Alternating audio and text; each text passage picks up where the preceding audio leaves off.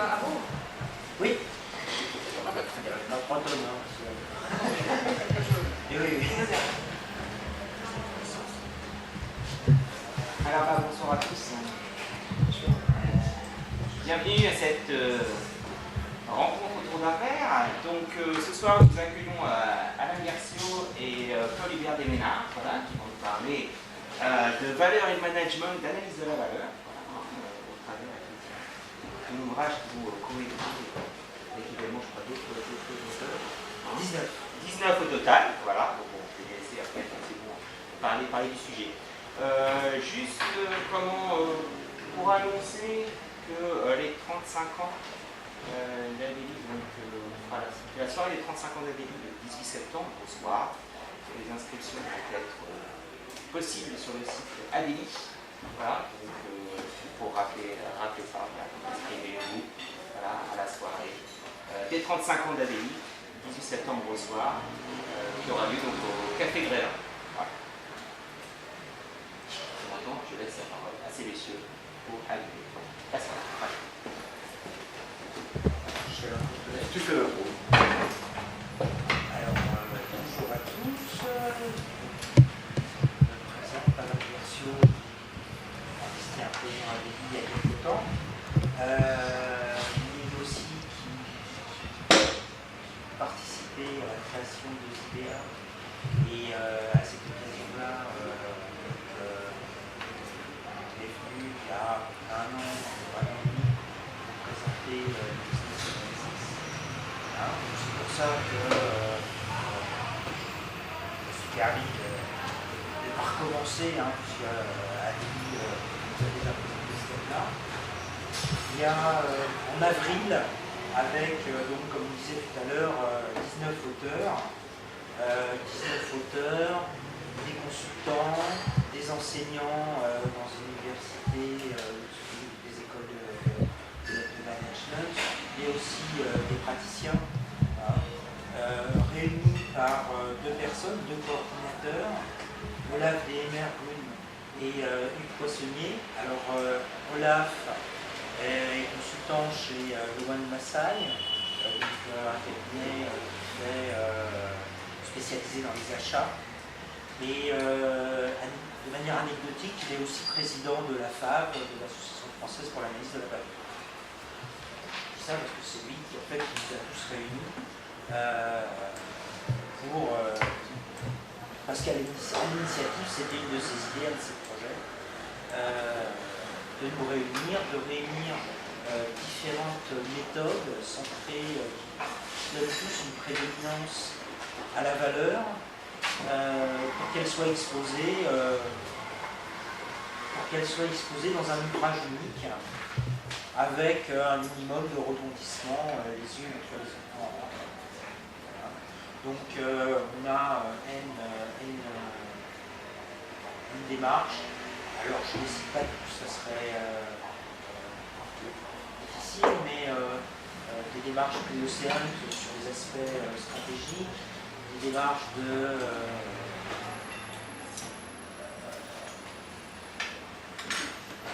au niveau RH sur les réseaux sociaux d'entreprise, sur la responsabilité sociale, sur le développement durable, mais aussi sur le balance scorecard, le business analyst analysiste que je l'ai dit, le lean, je cite parce que je sais que vous avez travaillé sur le lean également, et Paul-Hubert a rédigé le chapitre sur l'analyse de la valeur. Alors à l'Adélie, je sais que vous avez fait des travaux il y a pas mal de temps sur l'analyse de la valeur du système d'information. Et je me suis dit que ça serait intéressant, merci madame, ça serait intéressant que Paul-Hubert, qui lui est spécialiste de l'analyse de la valeur dans tous les domaines, apporte son expérience et ses retours d'expérience. Je vais lui laisser donc la parole. Donc pour information, le livre Valeurs et Management, donc orienté valeurs vertus, bien sûr. Valeur pas uniquement au sens économique du terme, le S a son importance, même si ici il y a entre parenthèses. Valeur et management pour plus de valeur dans le management. Donc des valeurs économiques bien sûr, mais aussi des valeurs de sens, de responsabilité, de respect de toutes les parties prenantes, l'actionnaire, le management, les clients, les employés. Ces différentes démarches ont une approche, le mot ne vous étonnera pas à la limite parce que je sais que vous êtes sensible, mais ce n'est pas le cas partout, des démarches systémiques en fait. Où on est dans un monde complexe et le monde n'est pas linéaire. Donc ce qui nous rassemble, c'est certes des orientations de valeurs, mais des approches systémiques. Et d'ailleurs, on doit poursuivre nos travaux. Parmi les 19, probablement une majorité, peut-être d'autres se joindront à nous, pour continuer dans ces analyses, dans ces recroisements entre ces différentes démarches. Donc la méthode unifiée qui fait tout, personne n'y croit dans le groupe. Par contre, des recoupements intéressants, ça, ils sont à découvrir, ils sont à expliciter. Chacun des experts qui ont travaillé sur ces méthodes, bien sûr, sont pas dans leur silo, savent que le monde autour existe, mais un fait vrai, c'est que parmi les 19 auteurs qui sont réunis, on était très peu en fait à avoir déjà travaillé ensemble. Il se trouve, c'est pour la petite histoire avec Oliver, on s'était croisés chez un client dans une banque, et on a eu l'occasion de faire un peu de chemin ensemble, mais pas de mettre à plat nos démarches et de voir les synergies entre elles. C'était très ponctuel. Là, peut-être que dans les mois, les années qui viennent, on va, j'espère, progresser un peu dans ce sens. Donc, je vais laisser se présenter Paul-Hubert et vous présenter l'analyse de la valeur dans toute son expérience. Ok, merci Alain. Donc moi je suis Paul-Hubert. Paul-Hubert c'est mon prénom, Desménard c'est mon nom, c'est un peu compliqué. Je suis consultant, je me définis comme un ingénieur et pianiste. Ingénieur parce que je fais des études d'ingénieur, donc je suis quelqu'un de sérieux, rationnel, scientifique, etc. Pianiste, c'est plus qu'un hobby, c'est un second métier. Je suis aussi quelqu'un de fantaisiste, d'artiste, etc. Et je vis très bien dans l'ensemble. Et j'ai été consultant, et je suis toujours maintenant indépendant, pendant 30 ans au sein d'un cabinet qui s'appelle Créargie, et qui diffusait et appliquait un certain nombre de méthodes, dont l'analyse de la valeur, mais aussi la créativité, et des méthodes qui se pratiquent en collectif, en groupe, créativité, synergie. Et donc, parmi mes passions, il y a évidemment la famille, bien sûr, il y a évidemment le piano, mais il y a aussi deux méthodes, deux démarches, la créativité et l'analyse de la valeur. Voilà. Et l'analyse de la valeur, j'ai découvert cette démarche il y a, oui, plus de 30 ans. Je n'ai cessé de l'appliquer, de la promouvoir, parce que c'est une méthode qui, bien qu'elle ait plus de 65 ans, est encore mal connue. Les mots analyse et valeur sont pleins d'ambiguïté. Souvent, quand on en parle, les gens trouvent que c'est une méthode d'ingénieur, pas pianiste du tout, donc un truc compliqué, découpage de cheveux en 4, on va se réunir pendant 25 réunions pour aboutir à des résultats où la montagne accouche une souris, etc. Voilà, c'est ça. Donc j'ai toujours lutté, j'écris 2 bouquins d'ailleurs sur le sujet, pour montrer que c'est une démarche qui est intéressante, efficace, sympa, voilà, et qui peut s'appliquer à beaucoup de choses, pas seulement à l'industrie, là où elle est née en 1947 dans l'industrie américaine, et qui peut s'appliquer à plein de choses, dont les systèmes d'information. Voilà. Alors, et donc j'ai été invité à écrire ce chapitre sur l'analyse de la valeur, qui est la méthode fondatrice par Olaf, qui est président de la PNAFA, l'Association des professionnels d'analyse de la valeur.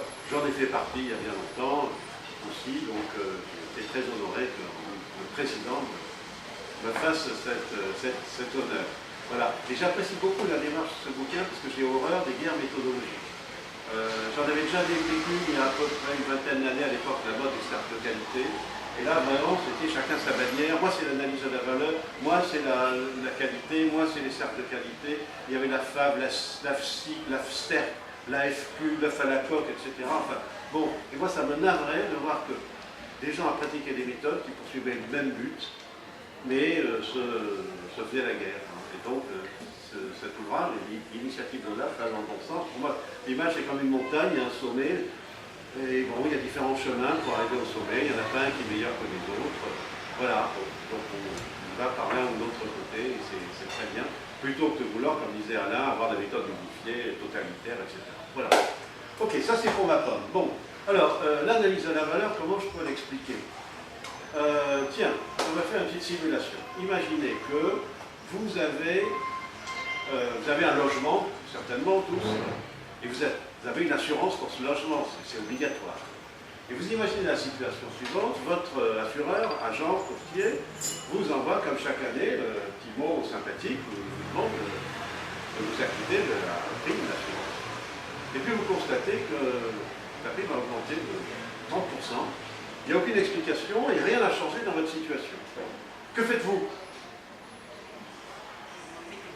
D'accord, très bien, ok, alors c'est vous. Vous l'appelez? Bon, alors c'est moi l'assureur. Bonjour, quel plaisir d'avoir un client au bout du fil. Que me vaut votre appel matinal? Je veux savoir sur quelle base vous avez changé les modalités d'assurance. Très bien, et bien je vais vous expliquer, je suis là pour vous servir. Alors sachez d'abord que la compagnie a décidé de placer le client au centre de ses préoccupations. Et pour cela, nous avons lancé un immense projet de Customer Relationship Management qui va nous permettre de vous servir avec un système qui sera unique au monde, qui sera le plus avancé en termes de technologie. Mais ça nous coûte cher. On a dû recruter un certain nombre d'informaticiens venant des meilleurs domaines. On a même embauché, on a même fait appel à un groupe de business analysts.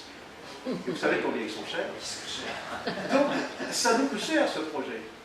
Et donc, on est bien obligé de le répercuter sur la prime. Je ne sens pas un enthousiasme dans... Ça ne vous emballe pas de payer pour mon projet? Non, je ne vois pas ce que j'y gagne. Attendez, vous y gagnerez le fait d'avoir un système, de participer à un système qui sera unique au monde, qui sera la plus grande avancée technologique du monde des CRM. Non? Bon, si, vous y gagnez quand même, parce que la compagnie a décidé d'étendre les garanties, et vos petits-enfants et arrière-petits-enfants sont intégrés dans les garanties sans supplément. Dès que j'ai pas d'enfant. Qu'est-ce que je peux faire pour vous alors? Ah non, ça c'est interdit. Je ne peux pas. Bon, écoutez, franchement... Ils sont déjà payés, les business analysts. Si tous les clients étaient comme vous, on n'irait pas loin. Bon. Alors derrière ce petit sketch un peu caricatural, j'ai exagéré bien sûr, mais enfin il y a quand même une réalité qui est l'anti-analyse de la valeur. C'est-à-dire qu'on fait passer sa propre satisfaction d'avoir fait quelque chose de génial, unique au monde, avant la satisfaction de celui qui compte, c'est-à-dire l'utilisateur, le client final, etc. Alors ça, j'illustre ça aussi par un dessin de Lausier que j'aime beaucoup, d'un album qui s'appelle Les Cadres, qui est déjà très ancien. On voit un monsieur, l'air farouche, devant un énorme moteur, alors on voit un truc à gaz, un machin, un vapeur, etc., et qui dit d'un air farouche, bien sûr notre moteur ne se vend pas, mais nous l'avons entièrement conçu et fabriqué nous-mêmes. Donc ça aussi, c'est la fierté du concepteur qui a fait quelque chose de génial. Mais, bon, le client, l'utilisateur, merci. Bon, voilà. Bon, c'est du sketch, c'est du caricature, mais combien de fois je le dis, combien de fois j'ai entendu dire dans différents domaines, ah oui, mais notre truc c'est vraiment la pointe du progrès unique au monde, etc. Bon, comme le disait l'ancien directeur d'Académie. Pour rebondir sur ton sketch, il y a quand même pas mal d'entreprises qui sont mis des systèmes pour répondre aux clients au téléphone, où ça ne se passe pas comme dans le sketch. Oui. Il faut appuyer sur la touche étoile, puis la touche 2, puis la touche 23, puis dire un mot magique, Et pendant ça, on le compte. par ailleurs. Et pendant ça, on le compte. Voilà. Bon, donc, tout ça, c'est dire que l'utilisateur, ben, il n'est pas prêt à payer pour des besoins superflus, c'était le sketch avec les petits-enfants et les arrière-petits-enfants, ni pour la cuisine interne du concepteur. Hein, voilà. Donc l'analyse de la valeur, c'est le contraire. c'est qu'est-ce que je suis prêt à payer pour avoir la satisfaction de mes besoins. Donc un mot magique, c'est le mot de besoin. Donc l'analyse de la valeur, c'est une démarche qui sert à faire des produits, des services, des systèmes, enfin, pour ce à quoi ils doivent servir. Voilà, pour qu'ils aient la meilleure valeur. Alors justement, c'est quoi la valeur au sens de l'analyse de la valeur? Alors la valeur, c'est le lien qui s'établit entre les besoins et les ressources. Plus exactement, entre la satisfaction des besoins et l'emploi des ressources. Les ressources pouvant être des ressources financières, humaines, matérielles, immatérielles, au bout du compte, ça se traduit par des coûts. Donc c'est satisfaction et coûts. Voilà. Alors c'est un rapport qu'on ne calcule pas, parce qu'on peut estimer ou calculer les coûts, mais c'est difficile d'exprimer avec la même unité la satisfaction des besoins. Donc c'est subjectif. Alors comment on s'en sort? Alors c'est vrai, j'ai vu dans la littérature des indices de valeur avec des formules scientifiques. C'est pas mon truc. Mon truc, c'est de dire, quand on fait des choix, quand on prend des décisions en différents scénarios, en différentes solutions, en différentes architectures, les choix qu'on fait, ils ne sont pas uniquement fondés sur l'aspect coût, mais sur le rapport entre la satisfaction et les... Voilà. Ça paraît tout simple, mais c'est pas si facile. Voilà. Alors, pour bien faire comprendre l'analyse de la valeur, et la valeur au sens satisfaction, ressources, il y a deux schémas fondamentaux, deux images à avoir dans la tête. La première, c'est que pour satisfaire les besoins, il faut les connaître. Donc il faut les avoir exprimés. Et là pour ça, le schéma que j'ai en tête, l'image que j'ai en tête, c'est un truc dont je suis très fier, parce que ça date de 1935, donc 12 ans avant l'invention de l'analyse de la valeur officiellement. C'est français, Cocorico, et en plus, l'auteur de ce que je vais expliquer était le grand-père de ma femme. Il s'agissait de Pierre Boulanger, qui était patron de Citroën en 1935, et qui un jour a convoqué son directeur des études pour lancer le projet de la Lechaux, en lui disant ceci: faites étudier par vos services une voiture pouvant transporter 2 cultivateurs en sabot, 50 kg de pommes de terre ou 1 tonne de lait, à une vitesse maximum de 60 km/h pour une consommation de 3 litres au 100. La voiture devra pouvoir passer dans les plus mauvais chemins, pouvoir être conduite par une conductrice débutante, parenthèse, c'était ma belle-mère, qui était une jeune fille à l'époque, et avoir un confort irréprochable. Il avait précisé qu'on le mesurerait en pouvant passer dans un champ labouré avec un panier d'œufs sans que les œufs se cassent. Il avait précisé aussi que l'accessibilité de la voiture, il devrait pouvoir rentrer dans la voiture sans enlever son chapeau. Il était très grand.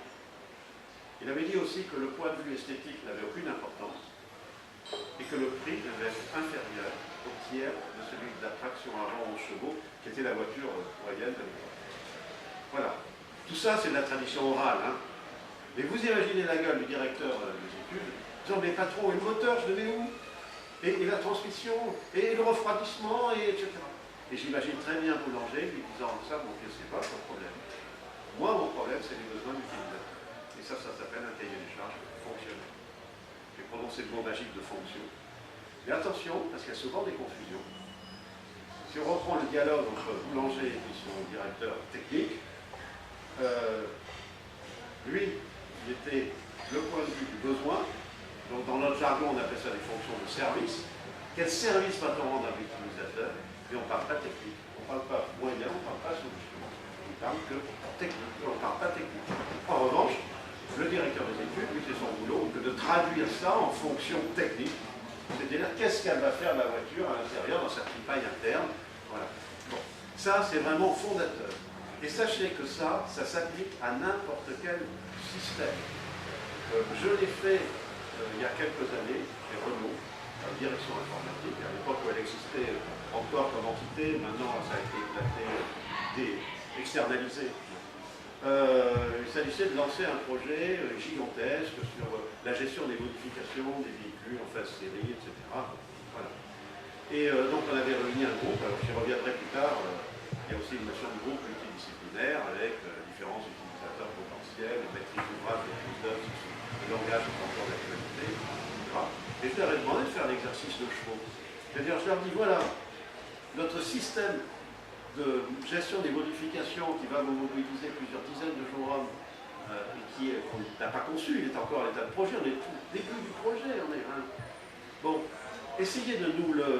J'aurais donné une semaine quand même pour faire l'exercice. De nous le décrire de la manière de Chevaux, c'est-à-dire en une dizaine de phrases. Fantastique. Alors il y en avait qui étaient déjà en train de décrire des écrans, quasiment. Et les données traitées. Le système devra gérer les données traitées, etc., telle donnée, etc. Voilà.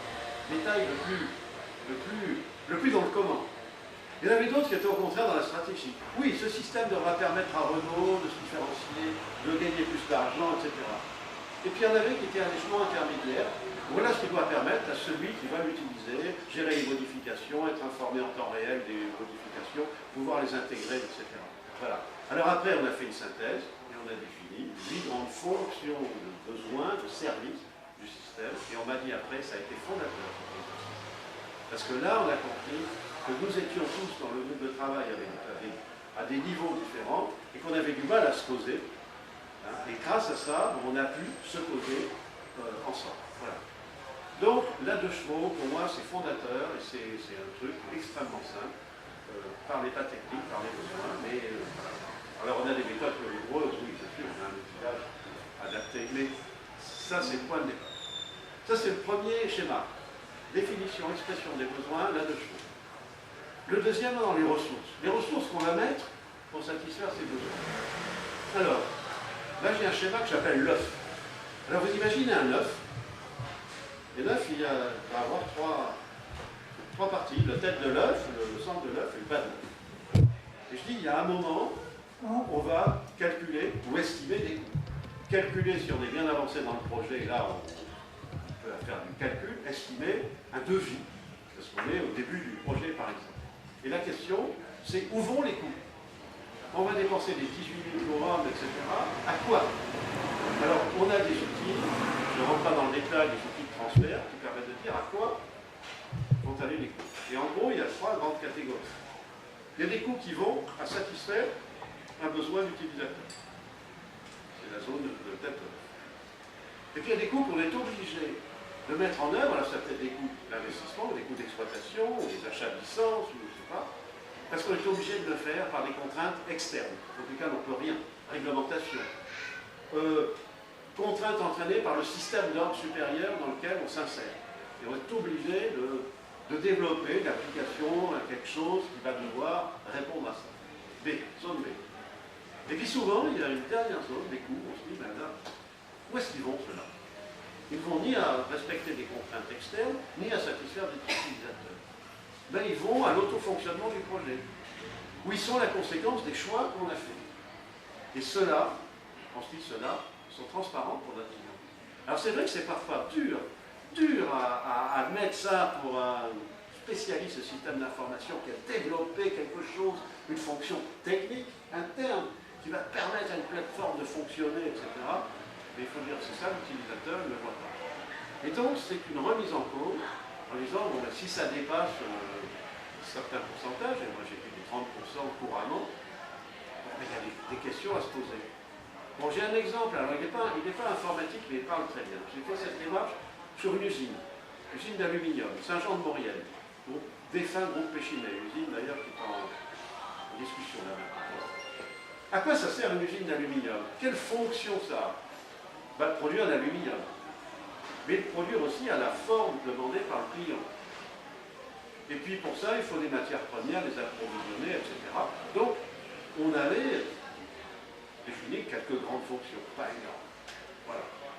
Puis ensuite, on a dit, où vont les coûts? Coûts d'investissement, amortissement des investissements, exploitation.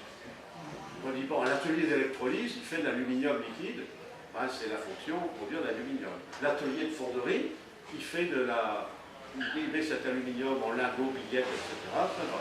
Il y a la substation électrique qui approvient l'électricité, il y a les anodes, c'est du carbone, etc. Et puis il restait 30%. Où est-ce qu'ils vont? Transférer les matières d'un point A à un point B d'usine. Voilà. Effectivement, quand on voyait l'usine, c'était que des ponts transbordeurs, etc. Et quand on s'est rendu compte de ça, c'est qu'attends, on comprend que notre aluminium soit cher. Le client ne paye pas pour que le transporte la matière première de A jusqu'à B. Donc 30%. Alors effectivement, il y avait des explications historiques. L'usine s'était construite par extension successive. On n'avait pas forcément réfléchi à où installer les extensions. Bon, il y avait quand même la voie ferrée, etc., qui contraignait un peu. C'est limite de la contrainte externe, mais quand même. J'ai vu les plans d'usines en Australie et au Canada qui avaient été faits avec les plans, par copie des plans, copier-coller des plans de Saint-Jean-de-Maurienne, alors qu'ils avaient un espace complet. Et donc, quand l'usine de Dunkerque a été construite, là, on a reposé la question à la base en disant le client, il paye pour acheter de l'aluminium, il ne paye pas pour qu'on transporte la matière. Donc, le plan masse de l'usine de Dunkerque est ramassé, les ateliers sont à côté des uns des autres, et là, on a réussi à faire le ménage. Voilà. C'est ce que dans le jargon on appelle les fonctions de conception, de construction, c'est-à-dire celles qui finalement ne correspondent ni à un besoin ni à une contrainte externe. Je ne sais pas si je suis clair. Une banque qui n'était pas la tienne, dans laquelle j'avais fait l'analyse à la valeur, avait très mauvaise réputation parce que les gens croyaient qu'on allait déshabiller les fonctions de sketch de Colus. Montrez-moi vos besoins, je vous montrerai comment vous en passer. Et donc les pauvres chefs de projet qui devaient présenter au comité de pilotage des projets, ils ont tremblé la veille en disant vous allez me faire démolir, donc c'est tac, tac, tac, et ça, est-ce que c'est nécessaire? Voilà. Alors quand ils ont compris que l'analyse à la valeur c'est une méthode de réallocation de ressources, et donc les ressources là où ça vaut le coup, et on n'en met pas autant là où ça ne vaut pas le coup, bon, il faut parler, c'est parfait. Alors avec ça, on cherche après des solutions. Et l'un des grands principes de l'analyse à la valeur, c'est qu'il n'y a pas une solution. On ne fait pas ce que j'appelle l'autruche turbo, c'est-à-dire on fonce à la première solution venue et puis allez, on y va. Non, on a plusieurs scénarios, plusieurs solutions. Voilà, et qu'on va choisir. Et après, on met en œuvre. C'est tout. Qu'est-ce que vous voulez que je vous dise de plus? Que le tout se fait avec une démarche organisée, il y a quand même des étapes, des phases, c'est un processus.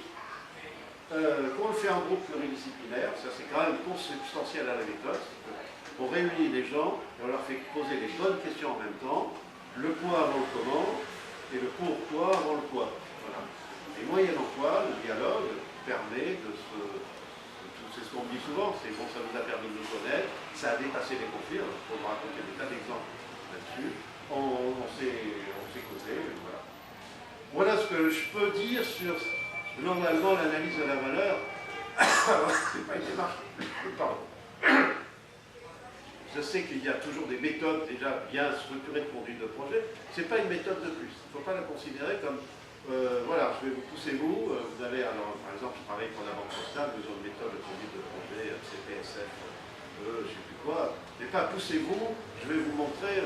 Non. C'est vous avez votre méthode. Mais l'outillage analyse à la valeur permet d'apporter une valeur ajoutée avec des outils spécifiques, un état d'esprit, toujours le besoin de l'utilisateur, et puis on se pose les bonnes questions, et puis voilà, et puis ça marche, et puis finalement, qu'est-ce que ça apporte? Ça apporte qu'on prend de la hauteur, ça apporte qu'on met l'utilisateur au centre et on ne raisonne pas solution trop vite, qu'on s'écoute, on dialogue.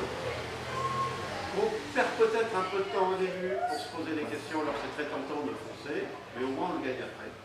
Et voilà.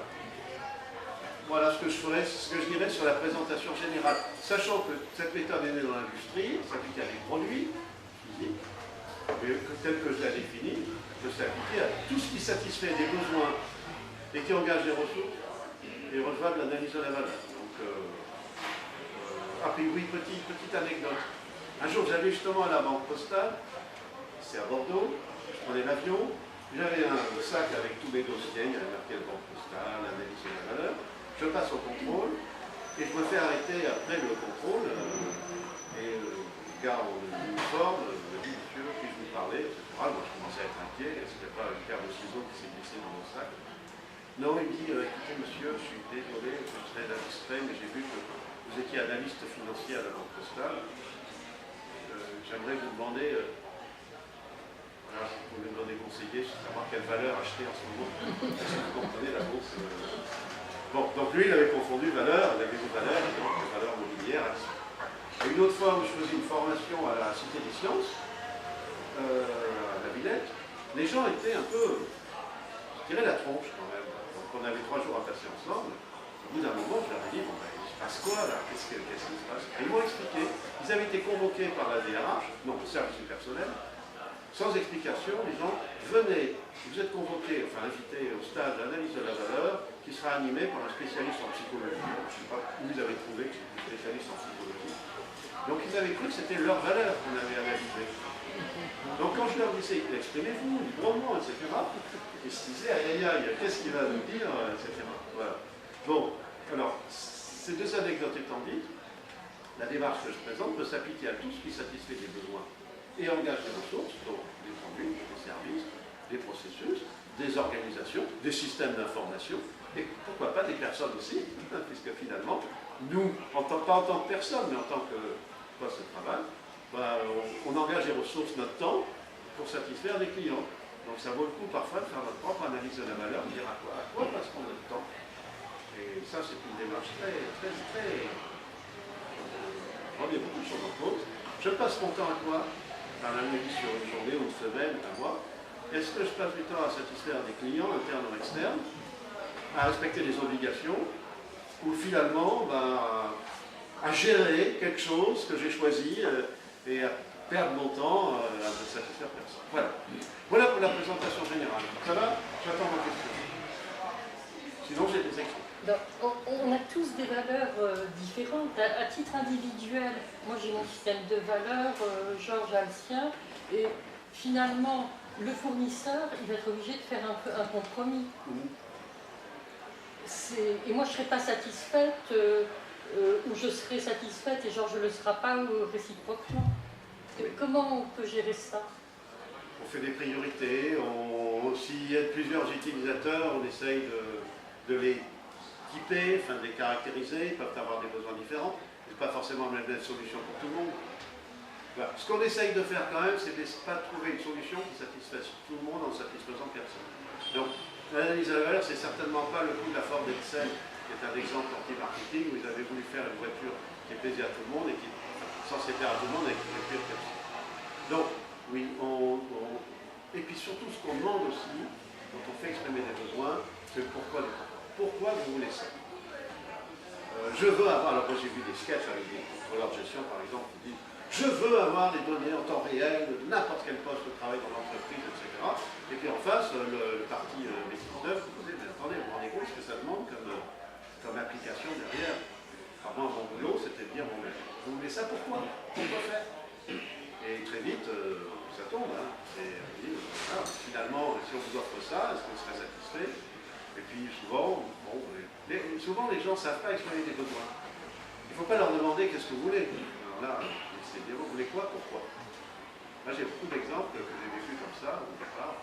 Il y avait la lettre au Père Noël, et puis ensuite, petit à petit, c'est devenu raisonnable. Les gens étaient satisfaits. Bon, mais c'est sûr, parfois il y a des arbitrages à faire. Bon, et puis à un moment donné, il faut quand même qu'il y ait une instance qui décide, et donc il y a quand même toujours, ça s'inscrit dans un comment déposer avec une instance de décision, un comité de pilotage, etc. Mais il t'arrive aussi de faire arbitrer à l'échelon supérieur. Je ne sais pas si ça répond à votre question. Oui, donc il y a une décision et il y aura quand même des insatisfaits.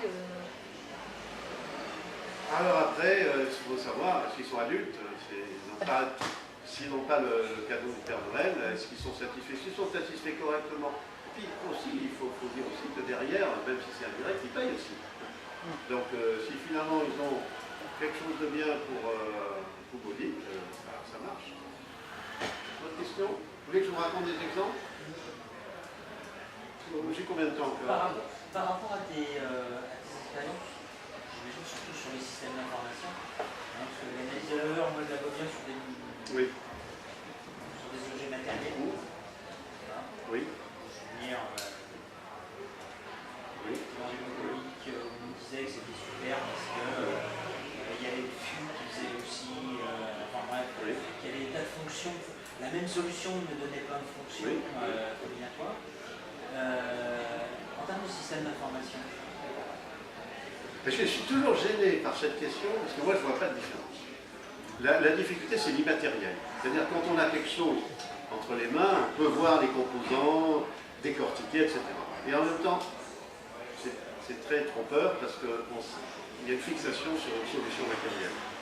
Je dirais que quand on travaille sur l'immatériel, Bon, c'est plus abstrait, on est obligé de faire un exercice intellectuel plus abstrait, mais d'un autre côté, c'est plus créatif parce qu'on n'est pas centré trop vite sur une solution. Voilà. Pour moi, enfin, je dis c'est la même démarche, c'est la même. On a des besoins, ils s'expriment, on a des solutions, simplement une solution, il y a du plastique et des trucs, ben, c'est des applications, etc. Franchement, j'ai toujours du mal, parce que pour moi, c'est pareil avec la gestion du temps, etc., l'organisation. Il y a des besoins, et puis il y a des ressources pour satisfaire ces besoins.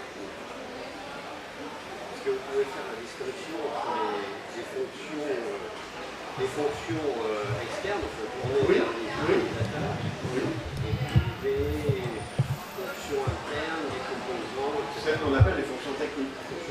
Alors c'est clair, là, je suis très puriste, un cahier des charges fonctionnel, c'est que les fonctions externes. Oui, et est-ce que ça veut dire que, je traduis votre réponse, l'analyse de la valeur, ça s'arrête au cahier des charges fonctionnelles? Oui. Est-ce qu'on ne peut pas avoir une démarche analogue ou semblable pour tout? Oui, pourquoi pas? Mais à ce moment-là, il faut avoir l'expertise du métier. Mais voilà, non, l'analyse de la valeur, non, elle ne s'arrête pas au cahier des charges fonctionnelles, sinon c'est l'expression des besoins. Oui, voilà. Après, la norme analyse de la valeur, elle va plus. oui, tout à fait. Oui. Non, je me suis mal exprimé. L'expression des besoins est une des parties de l'analyse de la valeur. Après, il y a le diagnostic de valeur. Donc, où vont les coûts, où vont les ressources? Donc là, à ce moment-là, on rentre dans le système et effectivement, on peut analyser les fonctions dites techniques et voir combien elles coûtent, comment elles contribuent aux fonctions externes. Voilà comment ça marche. Les fonctions techniques, elles sont liées à une architecture de solution particulière. Absolument. Voilà.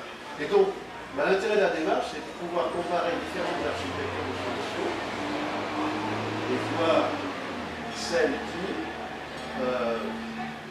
contribuent le mieux à la satisfaction des fonctions externes en engageant le moins de ressources internes dépendant de l'architecture. Je ne m'exprime pas très clairement, mais c'est un peu ça la démarche. Ça répond à votre question. Donc la découverte des fonctions techniques, comme son nom l'indique, c'est les techniciens. Voilà. Dans le cas du système d'information, c'est l'informatique. C'est l'informatique. Voilà. Donc là bon, je dirais l'analyse de la valeur n'est pas opérante là-dessus, elle est opérante sur le résultat. C'est-à-dire sur finalement le résultat auquel on aboutit. Mais moi j'ai toujours lutté pour ne pas aller trop dans le détail de la boîte noire, ou laisser les experts le faire, et tirer ensemble les conclusions. Mais on m'a souvent poussé en disant mais il faut aller plus loin, il faut aller plus loin.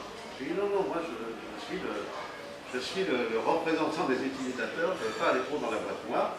Donnez-moi simplement vos résultats. Alors on a des outils de transfert, des tableaux de correspondance, etc. Mais ça, je ne le fais pas en groupe de travail, multidisciplinaire, etc. C'est un travail d'experts. Avec les experts. Voilà, des experts. Bon, oui, mais d'arriver d'aller quand même très loin dans un projet, de détailler chaque ligne quasiment de la solution proposée.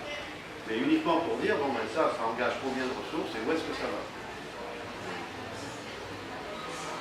Bon, quelques exemples. Alors j'ai un exemple, alors il est un peu ancien, mais il est amusant parce qu'il montre, c'est l'analyse de la valeur curative. C'est pas ce que je préfère, mais c'est... alors, c'est un truc déjà ancien, donc ça va sans doute vous faire rigoler sur les choix qui ont été faits. Ça se passait dans une société de crédit automobile, et il s'agissait d'automatiser la gestion d'un département. Donc les travaux avaient commencé en interne avec leur démarche, et vraiment ce qui était assez amusant, c'est que l'analyse des besoins, j'ai découvert après, enfin, avait été faite à la façon d'être au Père Noël. J'étais passé à travers les études. Qu'est-ce que vous voulez? Bien, je note, très bien. Et vous? Et ça, et ça, et ça, et ça. Et après, on met ça entre les mains des informaticiens, qui étaient un peu prisonniers à l'époque d'un dogme qui était nous développons, nous, dans ce grand système, architecture, grand système centralisé, c'était C'était une époque un peu ancienne. Voilà. Et sans réfléchir, quoi. Forcément, ça va passer par ce mode. Donc voilà, alors, je ne sais plus dans leur méthode à quel moment c'était, opportunité, faisabilité, avant-projet, etc. À un moment donné, il y a un jalon avec un comité de pilotage, je présente, le comité de pilotage saute au plafond, quoi. Je ne sais plus combien de milliers de jours pour ça. Non, trop cher. J'ai entendu parler d'analyse de la valeur, il paraît que ça fait des miracles. Bon, on arrête le projet, on fait une analyse de la valeur. Qu'est-ce qui sait faire ça? Alors ils vont à la FAB, parce que bon, alors on leur dit, bah, allez voir des Ménards, etc. Je débarque là-dedans. Et inutile de vous dire que je n'ai pas forcément été bien accueilli. Qu'est-ce que j'ai entendu? Mais à quoi vous servez? Vous arrêtez le projet. Pendant ce temps, le compteur tourne. Qu'est-ce qu'on va faire? Et puis, vous savez, l'analyse des besoins, on l'a déjà faite. Qu'est-ce que vous allez vous apporter? Et puis, voilà. Bon. Et puis, vous n'y connaissez rien, vous ne connaissez pas notre métier, c'est vrai. J'en tire la gloire, d'ailleurs. Mais justement, on paye pour ne pas connaître votre métier. Comment prendre de la hauteur? Et ce langage, il ne passe pas forcément bien. Voilà. Puis bon, mais alors, c'est son gros, donc on attend du miracle, etc. Bon. Alors, je dis, écoutez, c'est très bien, écoutez, on va réunir quand même un groupe de travail. Quand on réunit un groupe de travail, il y avait des représentants des utilisateurs, des informaticiens, alors il y a des organisateurs, enfin, c'était. Voilà. Bon, il y avait une dizaine de personnes. Et puis là où ça a été bien, c'est que finalement, la méthode, elle a son défaut, parce qu'elle est neutre. Elle n'est pas du camp de l'informatique ou du camp des utilisateurs, elle est neutre. Et moi, je suis neutre, je ne prends pas parti. Toutes les fois qu'on me prend un témoin, et alors quelle est la solution? Bon, c'est la méthode qui va la donner. Et finalement, les gens ont accepté de jouer le jeu. C'est vrai que l'ambiance des premières réunions, on a eu 4 sur un mois, qui est un exploit. On travaillait la nuit pour faire les dossiers, les comptes rendus, etc. L'ambiance des premières réunions était un peu hostile, sceptique, puis les gens sont pris au jeu, et à la fin, ils étaient enthousiastes. Et ça, je trouve que ça, c'est vraiment un des apports de la méthode, c'est la capacité qu'elle a à pouvoir faire du dialogue. Bon. Alors, on démarre, et puis je leur fais faire l'analyse des besoins. Et alors, ils étaient très étonnés, parce qu'on ne leur avait jamais posé des questions comme ça. Bon, quand le contrôleur de gestion nous disait, moi je veux ça, je dis, d'accord, pourquoi faire? Mais je veux ça. Oui, mais pourquoi faire? Pour fournir à la direction générale la synthèse de gestion, oui, vous pouvez la fournir quand? Le 5 du mois. Bon, alors, vous avez besoin des données le 4. Ah oui, attendez, j'ai quand même besoin de 2 jours. Bon, d'accord. On dit, vous avez à J-2. Ouais, mais ça serait bien si je les avais 2 jours avant pour pouvoir vraiment prendre la hauteur. D'accord, vous avez besoin à J-4. Et pas en temps réel. Si, ça serait le rêve. D'accord. Si on peut vous donner le rêve à coût raisonnable, tant mieux, mais votre vrai besoin, c'est J-4. Et puis vous ne pouvez pas descendre en dessous de J-2. Donc il y a tout un travail de dialogue, on appelle ça la flexibilité dans la norme, l'analyse de la valeur. Et là, ils ont commencé à découvrir que, ah oui, on n'avait pas, c'est comme ça, ils ont commencé à réfléchir. Et puis ensuite, on a fait l'analyse des coûts, du devis. Là, je suis très comment aller dans le détail. On a trouvé qu'il y avait 30% d'autofonctionnement du projet. 30%, alors après, quand on a dit ça au groupe de travail, on veut bien payer 10% d'autofonctionnement, mais 30%. Voilà, on a découvert qu'il y avait des fonctions importantes qui étaient mal satisfaites, ou très coûteuses, et d'autres, enfin, tout était à l'envers. Donc, on a fait de la créativité. Alors là, ils sont éclatés. Alors là, qu'est-ce qu'on fait maintenant? Oubliez tout. Imaginez des solutions. Alors, on a rêvé, on a fait... Bon. Et puis, de ça, on a quand même retombé sur Terre. On a trouvé 3 scénarios qu'on a présentés, qu'on a évalués. Et en termes de valeur, donc en termes de coût, en termes de satisfaction, puis d'autres critères aussi qui ont rajouté. Il y avait le critère de comment dire, sécurité vis-à-vis des risques. Hein, il y avait un critère de possibilité d'extension de la solution à d'autres départements, etc. Et finalement, le scénario qui a été retenu, c'était intéressant, c'est pas le moins coûteux. C'était celui qui avait le meilleur compromis. Donc, voilà, ça c'est intéressant. Et puis ensuite, ils l'ont mis en œuvre. Et à la fin du bilan, d'abord le coût a été divisé par 10. Et puis les 2 conclusions auxquelles ils ont abouti, c'est 1, les utilisateurs ont compris qu'il ne suffit plus de demander pour avoir. Voilà. Il suffit plus de demander pour avoir. Et deux, les informaticiens ont découvert qu'il y avait d'autres façons de faire que leur dogme du grand système. Ça a été un petit peu la brèche dans un dogme. Et donc, ce qu'ils ont dit, c'est que c'est efficace, mais effectivement, ça vous a coûté quand même 1 mois d'arrêt du projet. Et ce serait super si on le faisait maintenant au début. Donc, ça a été décidé de faire l'analyse de la valeur au début du projet, dès le départ. Cette fois-ci, alors on n'a plus les données réelles, on a des données imaginées, figurées, etc. Mais au moins on se pose des bonnes questions. Et ça a permis, j'ai eu un témoignage après, par exemple, de ne pas lancer un projet.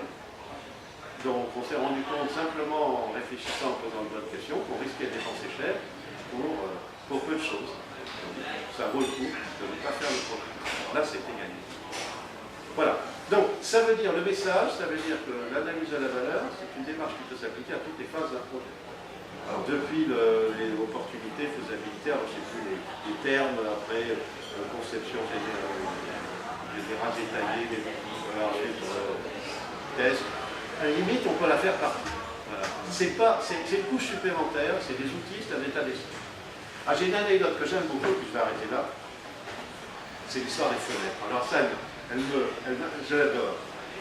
En fait, on me l'a raconté. J'ai beaucoup travaillé pour une boîte qui fait de l'assistance à maîtrise d'ouvrage sur des problèmes extrêmement, un domaine extrêmement pointu qui est la gestion des flux financiers pour des banques ou des banques sociétaires. Bon. Et ils ont considéré qu'avoir alors eux, il y a toute la méthode de leurs clients, donc ils arrivent et puis ils découvrent sur les méthodes de conduite de projet, d'activités de différentes façons, et ils s'adaptent dedans. Bon. Mais eux, ils sont dit pour avoir un atout de plus, on va se former à l'analyse de la valeur. Et alors ils m'ont raconté une histoire qui est absolument extraordinaire, qui s'est passée à la Deutsche Bank, dans les services comptables. Il y avait une application comptable qui permettait aux comptables de pouvoir avoir sur leur écran un certain nombre de comptes, une sorte de tableau, avec le statut des comptes et des actions à faire pour ces comptes-là. Cette application, pour des raisons, alors est-ce que c'était évolution technologique, est-ce que c'était réglementation, devait être refondue. Donc, une société de service a été chargée de procéder à la refonte. Il n'y avait pas de changement de besoin, donc ils n'ont pas fait d'analyse des besoins, etc. Ils ont refondu. Et puis ils ont présenté pour un test la lettre grecque correspondante aux utilisateurs. Et ceux-ci ont refusé. Nous ne validons pas. Ah, que se passe-t-il? On n'a plus la fenêtre. Alors c'était conflictuel. La fenêtre, c'était que quand on leur présentait sur l'écran les différents comptes, les comptes pour lesquels il y avait une action urgente et particulière importante à faire, automatiquement il y avait une fenêtre qui s'ouvrait et en surimpression sur l'écran, il y avait la référence du compte, etc. Et il n'y avait plus la fenêtre. Les développeurs avaient oublié la fenêtre. Blocage conflictuel, hein. Nous ne validons pas, mais si les développeurs disant nous on a fait notre travail, on a fait ce qu'on était demandé, etc. Et donc ça remonte à ces consultants, assistants maîtrise d'ouvrage, disant voilà, bon, alors qu'est-ce que vous faites? Et alors quand je les ai formés à la liste de la valeur, ils ont simplement posé les bonnes questions. En disant mais ça bloque parce que vous voulez la fenêtre. Mais la fenêtre pourquoi? Parce qu'on veut la fenêtre. Alors, il faut 3 fois au moins il faut poser la question. Mais la fenêtre pourquoi? On veut la fenêtre. Oui, la fenêtre pourquoi? Parce qu'au moins c'est commode, comme ça on a, quand on voit le tableau complet, etc., on a 50 comptes sur un écran, on ne voit pas la. C'est vrai que l'information sur la colonne, la 12e colonne à droite, on a un statut, mais on risque de passer à côté de quelque chose et la fenêtre. Donc ce que vous voulez en fait, c'est d'avoir un moyen visuel de pouvoir repérer les comptes qui posent problème. Ben oui, mais la fenêtre, c'est bien qu'on va. D'accord, on voulait un moyen visuel. Et si on les mettait avec une autre solution? Par exemple, si on les mettait en couleur rouge, vous seriez satisfait? Ah, pourquoi pas? C'est à voir. Donc, et vous, ça vous coûte quelque chose de mettre les trucs en rouge? Non, rien. C'est simple paramétrage, c'est tout. Voilà.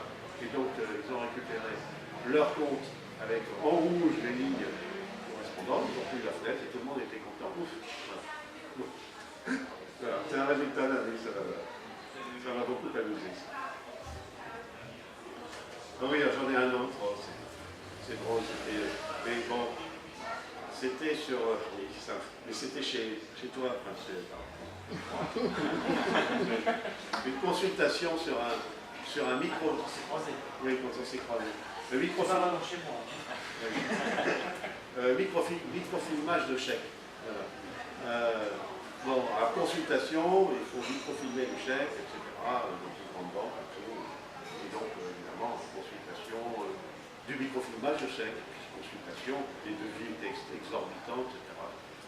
Alors, il y avait quelqu'un quand même, le secrétaire général de cette banque, qui avait été formé à la devise de la valeur. Il dit, mais on consulte sur une solution. C'est quoi le besoin? La réglementation nous impose de garder l'image du chèque pendant un certain temps, etc. Bon, est-ce qu'elle impose le microfilmage? Non. Et si finalement on trouve un prestataire qui a une grande photocopieuse et qui a un stock d'archives, enfin pour stocker les archives, ça passera. Et donc la consultation, c'est changer de microfilmer les chèques à archiver les trouver. Bon. Qu'est-ce que j'ai comme autre exemple? Ah oui, souvent ce que je vis dans les projets, c'est les... Comment dire, pas toujours les conflits, mais les opinions différentes, on n'arrive pas à décider. Alors j'ai vécu ça chez Renault, il y a quelques années, l'activité prototype. C'est une PME dans Renault, c'est je crois 700 personnes qui font des prototypes. Et donc ils ont des systèmes d'information pour gérer leurs prototypes. Sachant qu'en fait il y a trois métiers. Il y a mécanique, il y a moteur, transmission et carrosserie. Trois métiers. Donc trois maîtrises d'ouvrage. Bon. Et ils ont tout un système d'information. À l'époque, ils étaient utilisateurs de deux applications qu'on appelait fédérales. Des applications qui sont de grands systèmes pour Renault. Et puis ils avaient des applications qui avaient été développées spécialement chez eux. Et puis il y avait des applications bureautiques, etc. Enfin, en gros, il y avait 70 applications. Et puis, on arrive à une impasse parce qu'il y a des évolutions technologiques, d'une part. D'autre part, il y a des événements comme l'alliance avec Nissan, à l'époque, qui font que les systèmes actuels ne peuvent pas traiter les nouveaux besoins. Donc, il faut faire quelque chose. Et là, deux écoles. Les adeptes de la refonte totale, page blanche, on redéveloppe complètement à partir de nos besoins des systèmes d'information adaptés aux besoins.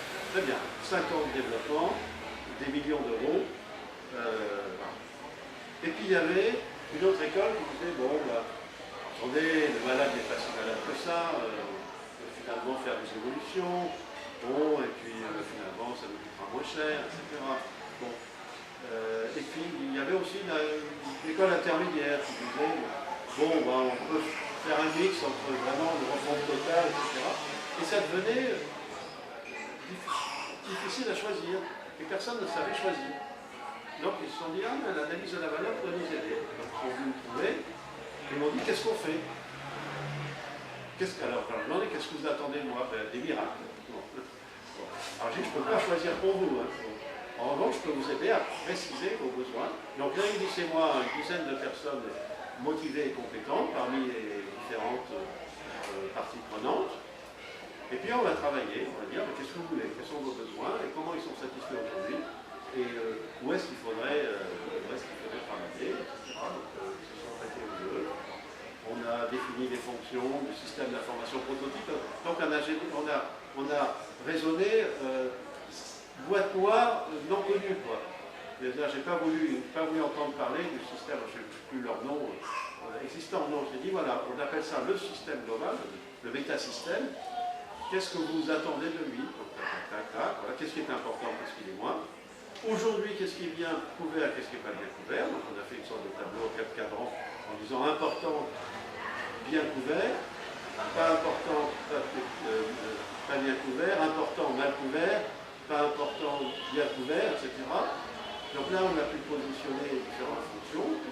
Et puis, tout naturellement dire, bon ben là il y a peut-être à refondre, là il y a peut-être à tout simplement reconduire l'existant, là il y a peut-être à faire des petites modifications, peut-être des cas où il n'y a rien à faire du tout. Voilà. Et naturellement, ont émergé 3 scénarios qui ont été chiffrés, et finalement un scénario qui est un scénario intermédiaire, évidemment, qui a été proposé, mais l'avantage c'est qu'il avait été, comment dire, porté par tous. Là aussi, grâce à la neutralité de la méthode et au jeu que j'avais joué, d'être neutre, bien je ne prends pas parti. Voilà. Donc, je ne sais pas, en conclusion, je dirais l'analyse de la valeur, c'est 3 choses. Ça peut être un processus complet. Là, c'est mon exemple, mon premier exemple. C'est-à-dire là, on règle un compte, c'est comme toute la démarche. Bon, il faut éviter de faire ça tous les jours. Bon. L'analyse de la valeur, ça peut être aussi des outils, des briques. Et ça, j'aime bien cette image. Et alors là, comment dire, bon, par rapport, c'est pas mon truc. Donc, on tire des tiroirs, des briques. On dit, bon, voilà, on cherche à exprimer un besoin. Est-ce qu'on est vraiment sûr que ce besoin est exprimé en besoin et en fonction et pas en solution? On a le brique, le cahier des charges fonctionnel. Donc là, il y a des outils. Ou bien on a différentes solutions, différents scénarios, on est assez avancé dans le projet, on a tout à fait l'avant-projet, et on a 3 scénarios et on ne sait pas comment choisir. Ben là, il y a un outil qui s'appelle le choix du. Voilà. Ou bien, on cherche, voilà, on cherche à savoir si une solution répond bien ou pas bien à ce qu'elle devrait faire. Alors là, on prend l'outil diagnostic de valeur. Donc je crois beaucoup à ça, c'est-à-dire je déconstruis la démarche complexe, et j'en fais des briques. Et là, ce n'est pas forcément un groupe de 10 personnes qui va se réunir pendant 4, 5, 6, 8 réunions, mais ça peut être 3-4 personnes, et on se fait ça sur un coin de table, on se mobilise une matinée, et puis là, on pose des questions à fond. On fait tout ça. Et puis, il y a une dernière application que j'appelle l'état d'esprit, c'est-à-dire, bon, une fois qu'on a été piqué, on ne perd plus, c'est-à-dire, bon, on se pose les bonnes questions. Hein. Quel est le vrai besoin? Et combien ça coûte? Et est-ce que ça vaut le coup? Est-ce qu'on pourrait faire autrement? Il y a toujours différentes solutions. Hein, cet état d'esprit, cette gymnastique, on prend la hauteur, on se dit où est-ce que je suis, etc. Tout ça, les consultationnels d'analyse de la valeur, ça, je peux témoigner que ceux qui ont été vaccinés, après, ça les dit plus. Alors après, est-ce qu'ils appliquent les outils, etc. Je ne veux pas savoir. En fait, la dernière image que j'aime bien, c'est que l'analyse de la valeur, c'est un médicament anti-autruche turbo. Alors l'autruche turbo, j'ai un dessin, c'est des autruches qui ont la tête sous le sable, qui courent dans tous les sens et très vite. Voilà. Comment? Avec la tête sous le sable. Il y a 3 sillons sous le sable, il y a des pages, qui faisaient en général 50 pages, dans laquelle on ne savait pas si c'était de la description de l'existence, si c'était de l'analyse des besoins, etc. Et il s'étonnait après que les projets prennent du temps. Voilà. Donc, quand ils ont connu ce support fiche objectif, ils ont flashé dessus et l'ont rendu obligatoire dans leur processus qualité, en disant le jalon n'est pas passé si le support, c'est spectaculaire, parce que j'ai vu des projets gigantesques arriver à être sur un A4, voilà les questions fondamentales autour du projet, donc celle-ci. Moi j'avais une autre question, c'est la combinaison entre l'analyse de la valeur et l'analyse des risques. Ah, alors c'est très intéressant et ça enrichit les critères parce que les critères de choix finalement de solution, il y a 2 critères qui sont pré-imprimés, gravés dans le marbre en analyse de la valeur, c'est la satisfaction des besoins, le coût. Bon. Et tout ça, ça doit orienter à la fois le diagnostic, c'est-à-dire sur quoi il faut faire porter un effort de refonte, de conception, etc., et le choix des solutions. Mais il y a d'autres critères. Et effectivement, les risques peuvent être un critère supplémentaire. Donc l'analyse des risques, elle s'inscrit comme un critère supplémentaire de choix en plus de la valeur. Oui, c'est un choix à faire au début. Et c'est aussi un choix à faire au début. On se préoccupe des risques ou pas. Voilà. Et dans les trucs que j'ai fait chez Renault, ils avaient bien toute une série de critères où il y avait effectivement les risques à faire ou ne pas faire. Il y avait la contribution aux objectifs stratégiques, il y avait l'état d'existence, etc. Donc ça aussi, bon, je vois l'analyse de la valeur comme une espèce d'enveloppe, de structure d'accueil, dans laquelle on peut faire accueillir d'autres approches. Ça ne veut pas dire qu'elle s'y substitue, c'est impérialiste, mais je l'imagine avec une souplesse telle que l'on puisse finalement, avec ce raisonnement, intégrer d'autres critères que ceux strictement de la valeur.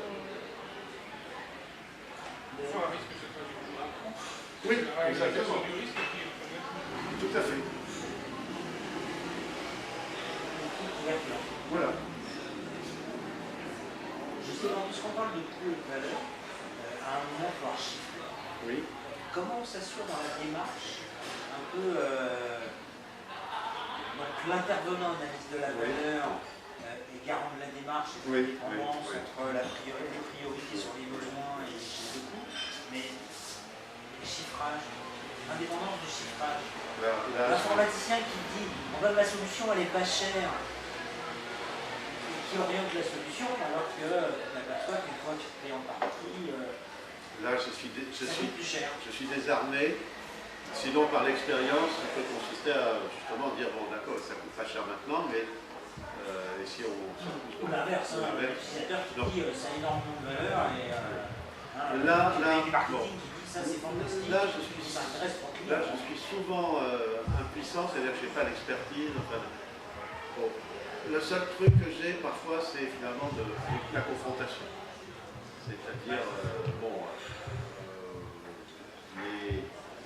les avis d'experts et puis la confrontation. Mais effectivement, je ne suis pas armé pour dire ce coût que vous me donnez, il est valide ou pas. Je suis obligé de faire confiance. En fait, il faudrait que chaque personne, notamment ceux qui font les estimations, applique eux-mêmes l'analyse de la valeur. Oui. J'avais eu un professeur qui faisait de l'analyse de la valeur à Angers, pas mal d'années, et il me racontait que pour choisir une cuisine, quelqu'un, il avait mis différents prix, ça allait du simple au prix, et donc lui, il savait combien ça coûtait. Parce qu'il, par expérience, il avait fait le calcul, il disait ça coûte tant, etc. Donc il avait fait son chiffrage, et quand il écoutait donc il savait déjà qu'il racontait des facts. Donc il avait négocié cette cuisine, et lorsque il a réussi, il a accordé une petite marge, parce qu'il connaissait aussi les marges des fournisseurs, etc. Et à la fin, le fournisseur, il devait. Enfin, je ne comprends pas, vous êtes dans la partie, mon métier, il avait répondu, c'était de savoir combien ça coûtait. Et en fait, ce que vous dites, c'est pas tout à fait vrai, parce qu'on ne peut pas toujours savoir ce que coûtent les choses. Mais par expérience, lui, il avait déjà travaillé sur ce sujet-là, il connaissait une vis, la contreplaqué, etc. Mais à chaque niveau, dans un système d'information, la personne qui doit faire le chiffrage, elle peut appliquer l'analyse de la valeur, ça fait un relais, et en plus elle connaît le coût du développement, d'un logiciel, d'un matériel, etc. Donc, et en fait, tout à l'heure, on parlait de système. Donc en fait, à chaque système, un système contient d'autres systèmes. Si à chaque système, il y a un utilisateur, l'informaticien est l'utilisateur parce qu'il a développé. Il l'entretient, il l'utilise, il fait fonctionner. Donc à chaque niveau de système, il y a un utilisateur, donc il peut appliquer l'analyse de la valeur à son niveau adulte. En fait, c'est. Oui, ça peut s'envoyer. Ouais, c'est exactement. Et non, si ça se fait qu'à un seul niveau, après, on a un blocage, c'est une dilution. Alors chez un client, mais ce n'était pas dans le domaine du système d'information, c'était dans le domaine de l'armement. Alors là, il y avait un service, analyse de coût, analyse de la valeur. Il y avait des spécialistes d'analyse de coût, des experts de technologie, et qui savaient dire, en voyant une pièce, cette pièce-là, elle doit coûter tant. Et ils allaient voir les fournisseurs en disant, attendez, là, vous me présentez ce stylo qui coûte tant, moi je vous dis que avec telle matière, telle, etc., normalement, tel taux horaire, etc., ça va être tant, etc. Justifiez-moi pourquoi vous êtes plus cher. C'était assez redoutable. Mais ça, c'était un instrument au service de l'analyse de la valeur. C'est comme ça qu'il le présentait. On fait l'analyse des coûts, et puis ensuite, on se met d'accord et après on dit. Oui, vous avez une question. Je suis d'accord avec vous, on n'a pas besoin d'être expert dans le domaine pour faire l'analyse de la valeur. On peut s'appuyer sur des experts qui ont beaucoup des lois qui existent en matière d'estimation des coûts. Et on peut aussi mettre en compétition les propres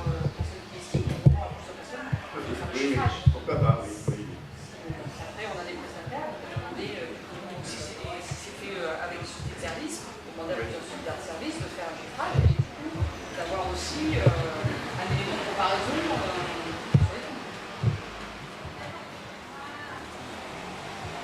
Vous aviez une question? Oui, parce que je vous écoutais un peu de l'usine d'aluminium. Oui. Et dans ce que vous décriviez, moi je pensais plutôt lean management. Oui. Alors, comment vous positionnez votre analyse de la valeur par rapport au lean? Alors ça fait partie effectivement des...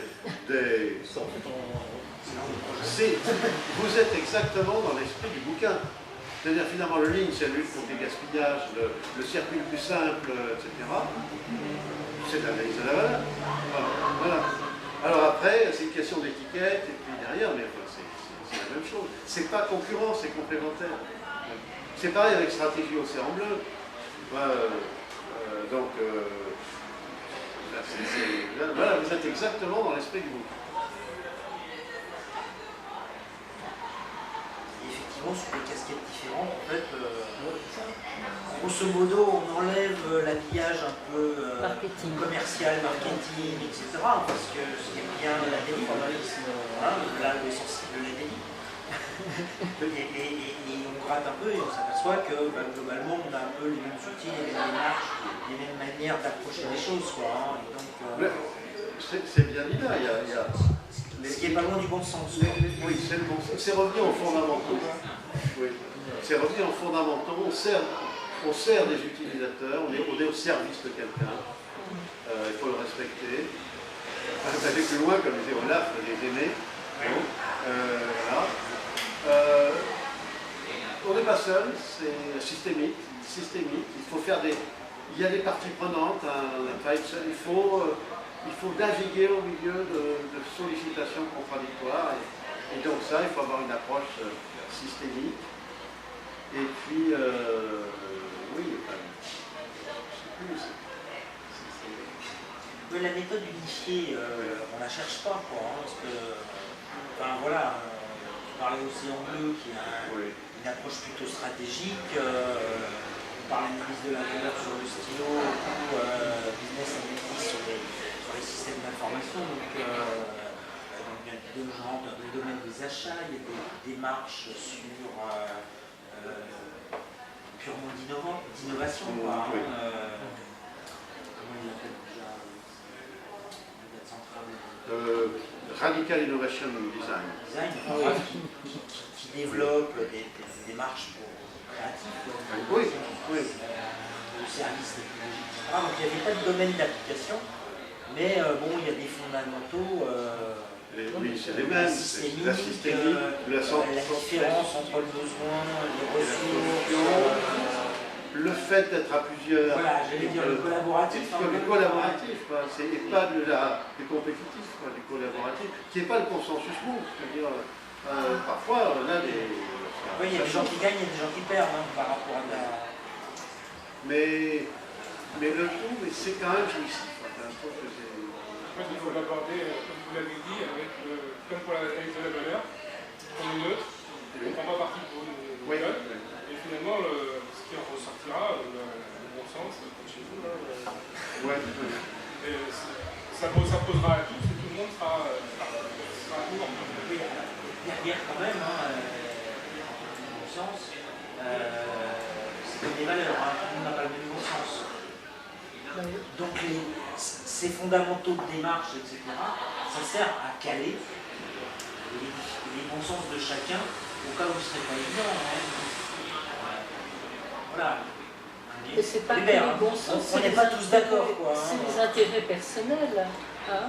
Alors voilà, là on aborde dans la parenthèse des différentes valeurs. Oui. Qu'est-ce qu'on met en avant éventuellement des rapports de pouvoir au sein des structures, au sein des projets, dans des copies. Et la plus-value, elle est pour qui? Elle est pour l'actionnaire? Elle est pour quelle partie en fait? Il y a la répartition de la valeur entre les individus. Là, c'est quasiment politique. La valeur, c'est une attribut de la personne. La chose n'a pas de valeur, c'est la personne qui donne une valeur à la chose. La valeur, c'est un attribut de chacun. Mais justement, c'est peut-être un bon moyen justement pour finalement arriver à ce qui est une appréciation du bien commun plutôt que de sont bien à soi, qui donnent pour l'instant une valeur peut-être personnelle à chacun, qui crée des tensions. Et finalement, au bout du compte, quand il restera tout ça, on peut être en train d'aborder des questions de valeurs communes, du bien commun, avec un peu d'altruisme dans la soupe. Alors, l'altruisme, je ne sais pas si on peut aller jusque-là, mais au moins d'argumenter les positions de chacun. Et tu parlais, ça me faisait penser chez un client ou effectivement plutôt système d'information, on avait des tas d'applis, etc. Et on cherchait à peser l'importance, entre guillemets, des applis. Et derrière, il y avait, ça sert à un client, et d'ailleurs, il y a combien de clients, et il y a quel chiffre d'affaires, et il y a quelle marge. Et en fonction des critères, un peu ce qu'on évoquait tout à l'heure, tu n'as pas le même poids dans les applis, quoi. Bon, quand tu as 3-4 applis, tu sais les poser sur la table et on discute entre personnes. Quand tu commences à en avoir quelques centaines, voire quelques milliers, il faut avoir des mécaniques. Et donc des mécaniques qui sont régulées par des vraies règles qui sont connues. Et je me souviens, dans cette boîte, il y avait des grands comptes et d'autres trucs, et les gens qui parlaient des applis grands comptes, pour eux, c'était les seuls clients. Le reste n'existait pas. Les autres parties de l'activité qui géraient non pas des clients en direct, mais via des intermédiaires, ils ne servaient pas des clients parce que c'était des intermédiaires. Donc ils ne se notaient pas. Moi, c'était quand même 80% des gens. Et l'idée des démarches, c'est il n'y aura pas zéro. C'est essayer de justifier l'intérêt, je pense, de les recouper de ce travail effectivement, de regarder un peu quels sont les fondamentaux de ces différentes démarches. C'est justement de les mettre en avant. Plutôt que de mettre en avant la couche marketing, et finalement opposer les différentes écoles idéologiques, au moins se mettre les fondamentaux en avant et savoir collaborer. Après, il y a toujours des spécificités importantes. Tout à l'heure, vous parliez de normes, en disant c'est pas forcément la norme. Vous faisiez référence à quoi? Il existe des normes sur l'analyse de la valeur. AFNOR et une norme européenne. Alors, bon, vous me poussez dans les retranchements, je vais faire le quart d'heure de mauvais esprit là, parce que j'en ai. Alors, voici la définition officielle de l'analyse de la valeur par la norme, alors je ne sais plus comment elle s'appelle, je prends l'inspiration. Une méthode de compétitivité organisée et créative visant à la satisfaction complète du besoin de l'utilisateur par une démarche spécifique de conception à la fois fonctionnelle, économique et pluridisciplinaire. Bon. Alors, essayez d'expliquer ça à quelqu'un qui ne connaît pas. Parce que comme dans beaucoup de définitions de normes, il y a tout là. J'imagine, et je sais qu'il y a un groupe d'experts qui s'est réuni, etc. Voilà. Et finalement, ils ont dit tout. Mais ça parle à des gens qui connaissent. Alors j'ai un confrère qui un jour a pris un taxi, le chauffeur de taxi était curieux, il dit « Monsieur, vous avez l'air sympathique, qu'est-ce que vous faites dans la vie ?» Je suis intervenant en analyse à la valeur. « Ah très bien, racontez-moi ce que c'est que ça. » Et bien voilà, c'est une méthode de compétitivité organisée et créative. Le chauffeur de taxi a fait de sa gueule. Je dis « Enfin, c'est pas sérieux, qu'est-ce que vous faites finalement? Je ne comprends pas. » Et mon confrère a dit ben, finalement, c'est une démarche qui sert à faire des produits pour ceux à quoi ils doivent servir. Et je trouvais que sa définition sous la pression était assez spontanée. Alors après, il y a une norme européenne, EN, je ne sais plus, 1225, etc., qui dit analyse de la valeur, c'est une démarche qui consiste à augmenter la valeur d'un sujet d'analyse de la valeur. Alors, on va voir sujet d'analyse de la valeur. Alors on veut dire produit matériel ou immatériel, susceptible d'une démarche d'analyse de la valeur. Bon. Ensuite on va à valeur et on va grandeur qui est toute chose égale par ailleurs, croît quand la satisfaction du besoin de l'utilisateur augmente et la somme de ressources affectée à cette satisfaction diminue. Ça c'est pas mal. Mais j'aime bien les définitions auto-référentielles là qui disent voilà. Bon, Voilà, alors je ne suis pas un grand fan de normes. Parce que des fois, il y a des livres de rédaction, Oui. la banque et des choses fonctionnelles, Oui. on fait une bonne analyse fonctionnelle, Oui. sur des pratiques Alors, plus que des normes. Oui, ça. Alors ce qu'il y a, c'est que beaucoup de ces normes, je suis très mauvais basé sur le bon d'esprit, sens, quoi. sont issus vraiment de l'industrie, de la grande industrie. C'est vrai que l'aérospatial, le spatial, l'aéronautique, l'armement, c'est des grands contributeurs de l'analyse de la valeur. Mais on sent quand même dans la rédaction des normes que c'est ça. Donc déjà, vous n'y retournerez pas en système d'information. Et puis même une PME de province, elle ne s'y retrouve pas, non. Hein, voilà. Donc moi, les normes, ça me donne des boutons. Et pour aller plus loin, une certification. C'est un rebelle de l'analyse de la valeur. Oui. Mais bon, Olaf, et qui est président de la FAV, je suis sûr qu'il viendrait en disant ouais, bon, il y a quand même des normes, des méthodologies décrites, rigoureuses, avec des étapes, des Pour écrire tel ou tel document. Oui. Même la norme officielle étant connue, Oui. il y a quand même des démarches. Oui, alors ça, c'est de la rigueur quand même. On ne fait pas n'importe quoi, c'est de la rigueur. Bon. Voilà. Non, mais c'est vrai que j'ai quitté la FAB, c'est Olaf qui m'a récupéré. Parce que, bon, tu ne me retrouvais plus dans ce milieu de... Une fois discuter pendant 3 heures pour savoir s'il fallait dire management de la valeur ou management par la valeur. Je fais des processus, par les processus, c'est pas mal. C'est ce que je vais dire. Ouais, j'en connais beaucoup. C'est là à quoi ça me fait penser, l'analyse de la valeur avec le technicien Gallon sans normes, au départ. Forcément, ça s'est développé sans qu'il y ait de normes. Ben oui. Mais c'est pas du tout. Oui, voilà. La norme, c'est un truc qui est toujours Donc ça me fait par penser, définition. ça me fait penser aux gens qui découvrent des chemins dans les montagnes ou des voies. Oui. Et puis après, on les balise. Donc les touristes ne laissent rien et rien, puissent suivre le même chemin. Oui, c'est bien. Voilà. Donc c'est nécessaire, mais c'est pas forcément, c'est pas obligatoire. Enfin, c'est pas nécessairement pour qui en fait. Voilà. C'est nécessaire pour ceux qui ne connaissent pas bien la méthode, par exemple. Oui. Ceux qui connaissent bien.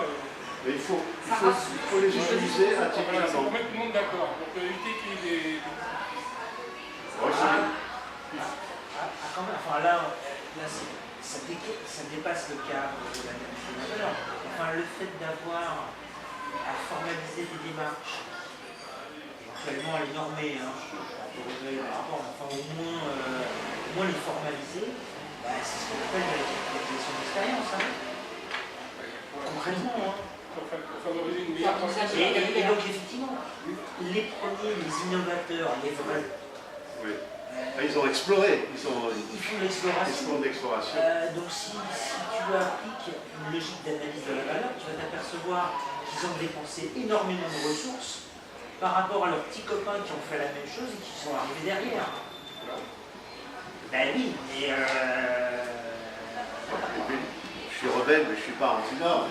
C'est important aussi à un moment donné de fixer un cadre. Après c'est la manière surtout dont c'est utilisé. oui. Ouais, moi j'ai vu ça dans l'aéronautique, bon, parce qu'il fallait faire de l'analyse fonctionnelle, hein, donc c'était plutôt la partie expression du besoin. Donc sur des grands projets, il y avait un groupe dédié qui faisait l'analyse fonctionnelle. Donc c'est un norme chef, c'est le cahier de charge fonctionnel.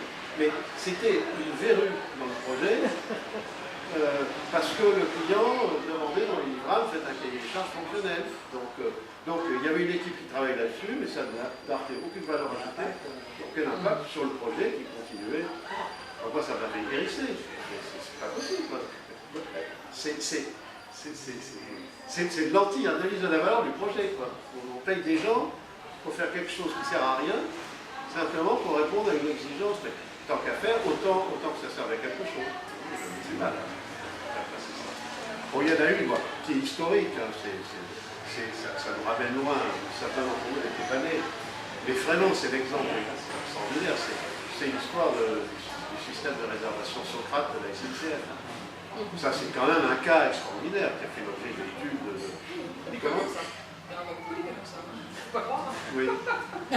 Parce que ça, c'est vraiment l'anti-analyse de la valeur. C'est d'avoir un choix de solution a priori. On achète le système SLAM d'American Airlines, voilà, et puis on découvre que Ah oui, mais il est adapté au trafic aérien, puis pas au ferroviaire. Il ne connaît pas les gares intermédiaires. C'est pas, un avion, c'est à capacité finie, un train, on peut rajouter des voitures, etc. Et donc, conséquence, il y avait, paraît-il, 400 développeurs, 200 américains, 200 français, qui étaient chargés, finalement, de faire les développements pour faire marcher le système qu'on avait cru économique d'acheter tout fait. C'est l'histoire logicielle, c'est bien connu. Je vais faire la même chose avec ça. Oui, ah bon. Avec SAP. Avec SAP, qui est Ah certainement oui. très produit, mais quand on le met à l'application, c'est Oui. un métier la même chose. Alors, c'est pas fini. C'est pas fini. Parce que l'utilisateur frontal, c'est l'agent de guichet. Ceux-là, on n'a pas écouté leurs besoins. On leur a dit voilà le système. Bon, on va vous faire une initiation d'1 ou 2 jours, et comme ça, vous pouvez l'utiliser. Voilà. Donc, on dit de leurs besoins d'ergonomie, etc. Et puis ensuite, alors ça, c'était très intéressant, et ça, il faut le savoir, c'est que, pour des questions de prestige, le directeur grande ligne de l'époque avait imposé que le système soit opérationnel en même temps que l'inauguration des TGV Nord. Bon. Ça, c'est des contraintes imposées pour des raisons politiques. Bon.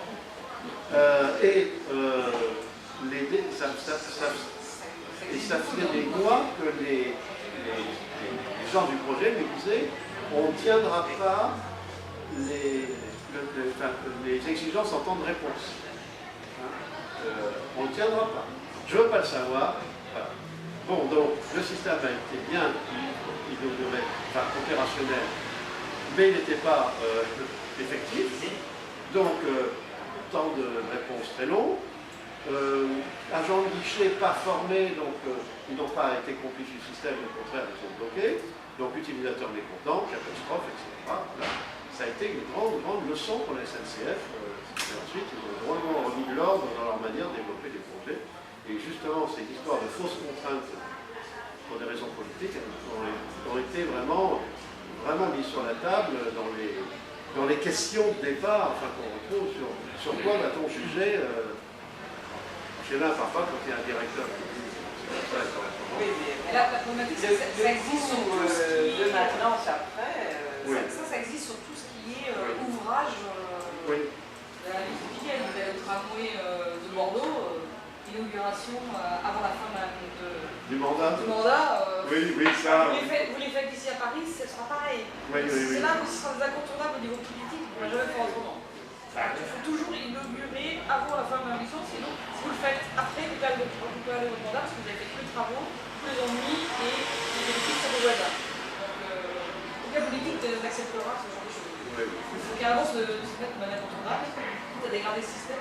Oui, tout à fait. Non, mais là, il y a une stratégie. Du démarrage. Il y a une stratégie. Donc, C'est on donne le minimum pour ce stade-là, et après, on sait que ça va donner le là, c'est faire de l'analyse de la valeur, de la méta-analyse de la valeur. C'est-à-dire, finalement. Oui. Est-ce qu'il y a des ministères qui appliquent l'analyse de la valeur?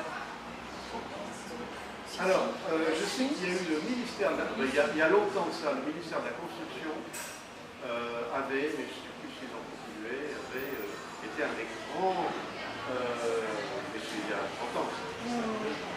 Comment? Oui. Logement, oui. Parce que j'avais même un cousin architecte qui m'a parlé de l'analyse de la valeur, alors je ne savais pas encore ce que c'était. Donc, mais ça, c'est il y a 30 ans. Moi, j'ai vu des projets au ministère de la Défense. Oui, l'analyse de la valeur. Oui, ça c'est sûr. Ça, ils sont faits, la DGA, enfin, tout ce qui est armement, ils ont été vraiment contaminés très vite. D'ailleurs, elle est née quasiment dans l'armement. Enfin, elle est née à la Générale Électrique. Oh oui, alors, il y a des anecdotes marrantes. La cafetière du bombardier, ça c'est vraiment un truc. Aussi, ça date des années 50 ou 60, je ne sais plus. Enfin, il y avait un projet de développement d'un bombardier aux États-Unis et qu'il y a eu un audit du coût de développement. Et donc, il y avait un poste qui paraissait quand même important par rapport à la mission, c'était les machines à café. Donc, le fournisseur est convoqué et dit pourquoi votre machine à café coûte si cher. La réponse du fournisseur, écoutez, moi j'ai appliqué les normes aéronautiques. qui impose que tout équipement embarqué puisse fonctionner dans toutes les positions. Donc il a développé une machine à café qui pouvait fonctionner, y compris la tête en bas. Et personne ne s'était posé la question de savoir que quand le bombardier est en train de tomber en feu, c'est le moment où l'équipage... Voilà. Bon, c'est ça, c'est l'anecdote, on en a plein, elles sont marrantes. Il y avait aussi l'histoire de la NASA, c'était à l'époque la conquête spatiale, la guerre froide, de la lutte entre les Américains et les Soviétiques. Donc, comme les astronautes devaient faire des rapports écrits, et à l'époque il n'y avait pas les tablettes, etc., donc la NASA avait lancé un projet développement d'un stylo à billes qui puisse fonctionner en apesanteur. Voilà. Donc, imaginez, leur côté des soviétiques qui étaient beaucoup plus stricts, ils avaient décidé de faire faire les rapports aux astronautes au crayon. Bon. Voilà, bon, ça c'est... Il y a l'histoire aussi de la gare de triage de Chalon-sur-Marne, enfin bon, Chalon-Champagne, pardon, etc. Donc, en étant la gare de triage, ça date des années 50. En étant la gare de triage de Chalon-Champagne, qui s'appelait Chalon-sur-Marne à l'époque, et l'entreprise retenue commence à faire des travaux, et puis on s'aperçoit qu'il y avait une guérite au milieu des voies, enfin en bordure des voies, qui dit qu'est-ce qu'on fait? Parce que cette guérite, il va falloir la supprimer, faire les travaux, et ensuite, est-ce qu'on la reconstruit à l'identique? Est-ce qu'on la met au bord des voies? Est-ce qu'on la met à d'autres endroits? Donc la question qu'on pose, c'est à quoi sert cette guérite? Dans cette guérite, il y avait 3 personnes, enfin une personne, 3-8, dont le boulot consistait à remplir un grand tableau avec le numéro des wagons, parce que pour les marchandises on dit des wagons, et la destination, ce qui va en Allemagne ou est-ce qu'il reste en France. Et vous voyez, c'est ce truc supérieur. Alors, il paraît qu'il y avait une enquête, on va au supérieur, qu'est-ce que vous faites de ce truc-là? Moi je ne sais pas, moi je suis arrivé là, depuis un an, bon, mon professeur fait ça. On l'archive d'abord, justement, on a une extension des archives, et puis on le photocopie en 15 exemplaires. Il y en a un qui va chez le chef de gare, et puis les autres vont à la direction générale, à la CNCF, au Saint-Lazare, à dire qu'est-ce que vous faites de truc? Alors il y en avait qui le jetaient, il y en avait qui le photocopiaient en 3 exemplaires, il y en avait qui le faisaient circuler, jusqu'au jour où, paraît-il, on tombe sur un gars au bord de la retraite qui dit « Ah oui, je me souviens, ce truc-là, oui, ça date de l'occupation. » Bon, on rigole, mais moi j'ai été organisateur, et c'est mon truc. C'est vraiment, j'ai découvert l'analyse de la valeur en tant que jeune organisateur, j'étais directeur de l'organisateur de la NPO, de l'organisation de la NPO, mais j'étais tout jeune. Et moi j'étais vraiment frappé de voir que j'avais recruté des organisateurs, des vrais, et on m'avait demandé de proposer une amélioration de l'organisation de l'agence de l'emploi. Et là, vraiment, j'ai vraiment compris ce que c'était le choc culturel, et ça, vous pouvez faire des transpositions avec votre métier. Parce que mes organisateurs qui avaient fait l'Institut des études supérieures d'organisation, etc., ils étaient en train de faire le circuit des fiches sur lesquelles on notait les demandes, et où est-ce qu'elles vont. Mais on peut faire le même raisonnement, même si c'est immatériel. Hein. Voilà. Alors, elle va dans le fichier ici, là, on pourrait peut-être gagner 3 DMH si on... Et moi, qui n'étais pas organisateur, je n'ai pas voulu lutter avec eux, avec mes collaborateurs. Donc j'ai cherché à prendre un point de vue différencié. Ça, le circuit, ce qu'on appellera aujourd'hui les fonctions techniques. Et moi, ce qui m'intéresse, c'est à quoi ça sert une agence de l'emploi. Et on va se poser cette question. Et après, on verra si vraiment c'est important de classer les fiches par rapport alphabétique, par secteur géographique ou pas. Et la vraie question, c'est quoi vous servez? Je ne connaissais pas encore le mot de fonction. Et donc j'ai fait des groupes de travail, comme on analyse à la valeur, avec des responsables et à quoi vous servez? On a trouvé des fonctions, on sert à recevoir des demandes, recevoir des offres, les matcher, suivre, etc. Et finalement, on a dit une agence de l'emploi, ça a, pour sa partie emploi et pas la partie ACI, ça a 5 fonctions. Bon. Et comment on peut s'organiser, organiser les ressources pour les satisfaire au mieux. Et on avait trouvé des schémas d'organisation, etc. Et j'ai découvert après que c'était l'analyse de la valeur. Alors, un autre truc, une autre anecdote aussi. Je me suis brûlé avec